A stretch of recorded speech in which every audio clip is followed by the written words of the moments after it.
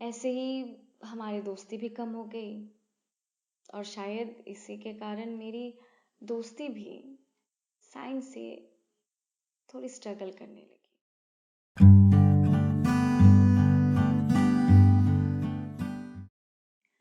बड़े होकर क्या बनोगे? इस सवाल का जवाब तो जैसे पहले से ही तय होता है।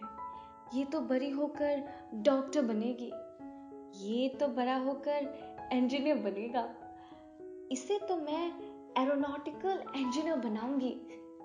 वेल, सच माने तो काफी कम लोग होते हैं जो हमसे ये सवाल करते हैं कि हम जिंदगी में क्या बनना चाहते हैं, और वो लोग हमारे लिए काफी खास भी होते हैं। वो भले हमारे साथ पूरी जिंदगी ना रह पाए, लेकिन उनकी सिखाई हुई बात सारी उम्र हमारे साथ रहती है। और हो भी क्यों ना, जो हमारे सवालों को समझे, जो हमारे मुश्किलों को आसान बनाए। क्या उन्हें भूल पाना कभी आसान है?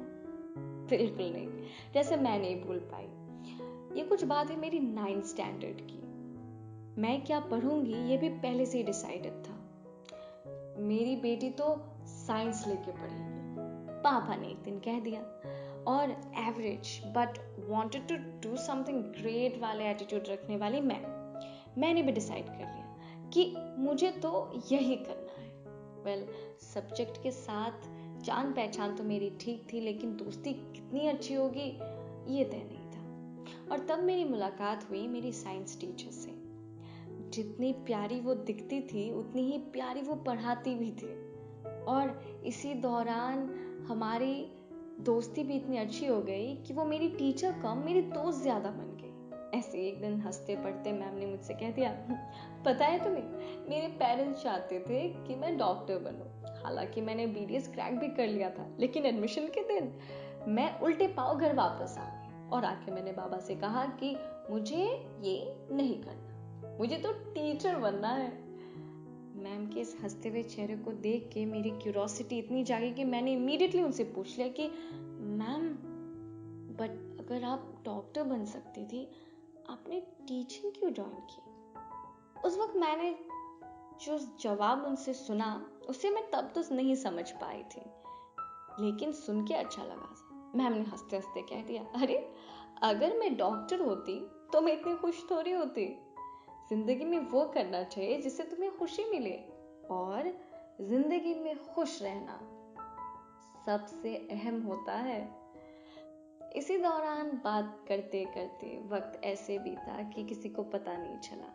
बोर्ड्स निकल गए, I end up in my 11th। ऐसे ही एक दिन मेरे फोन की स्क्रीन पे मैम का कॉल आया। मैंने भी इमीडिएटली रिसीव करके एक्साइटमेंट में कहा, गुड इवनिंग मैम। मैम ने भी उस तरफ से हंसते हंसते मुझे रिप्लाई किया, गुड इवनिंग गुड इवनिंग। मुझे तुम्हारे बोर्ड का रिजल्ट मिला, I am very proud of you. I knew that you will do very good in it. I am really really proud of you. ठीक है, एंड लिसन, मैंने इसलिए call किया कि और एक बात है, तुमने कहा था ना तुम्हारी सीनियर स्टडीज के लिए मेरी मदद चाहिए। शायद मैं तुम्हें मदद ना कर पाऊँ। एक्चुअली मेरे हस्बैंड का जॉब ट्रांसफर हुआ है, तो उनके साथ मैं भी दूसरे शहर जा रही हूँ। And you please take care and study well. बस ये बात सुन के मैं प्लीज थैंक यू मैम और take care of yourself too कहने के अलावा और कुछ समझ नहीं पा रही थी कि क्या कहूँ। ऐसे ही हमारी दोस्ती भी कम हो गई और शायद इसी के कारण मेरी दोस्ती भी साइंस से थोड़ी स्ट्रगल करने लगी। ये सवाल स्ट्रगल कब प्रेशर बना मुझे पता नहीं चला, और ये सब चीजें एक साथ मैं हैंडल नहीं कर पा रही थी। तो पापा ने भी एक दिन मुझसे पूछ ही लिया, तुम बनना क्या चाहती हो? जो तुम्हें पसंद हो वही करो, हमें कोई प्रॉब्लम नहीं है, बस मन लगा के करो। पापा के उस सवाल का जवाब उस वक्त मेरे पास नहीं था। मैं बस चुपचाप अपने कमरे में गई, दरवाजा बंद किया और मैंने सोचा कि इस प्रेशर, इस स्ट्रगल, इन सवालों का रीजन क्या है, सोर्स क्या है। और जब जवाब मिला तब मैं और भी ज्यादा हैरान रह गई। मुझे जिंदगी में सिखाने वालों की अहमियत समझ में आई।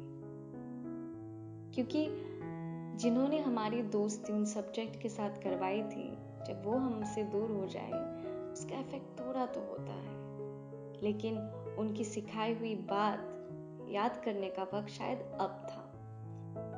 जब उनकी अहमियत मुझे समझ में आई, तब मैंने ये डिसाइड किया कि मुझे एक्चुअल में यही करना है। और जैसे एक ही झटके में सारे सवाल, सारे स्ट्रगल, सारे pressure छूमंतर।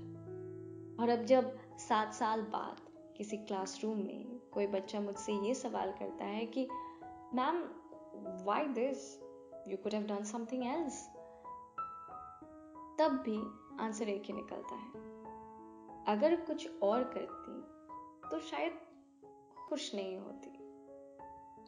Because I am here, I am happy. और जिंदगी में खुश रहना सबसे अहम होता है, और वही करना चाहिए जो तुम्हें खुशी दे। ये तुम लोगों को सिखाने का, ये तुम लोगों से सीखने का जो मजा है वो और कहाँ है? If not this then what? और सच मानो तो ये सबसे मजेदार काम है और सबसे मुश्किल भी। लेकिन हाँ, जब इसकी अहमियत समझ में आएगी तब शायद ये सवाल नहीं करोगे। लेकिन अब भी क्लासरूम्स में मैं उन सब से एक सवाल जरूर करती हूँ, बड़े होकर तुम क्या बनना चाहते हो?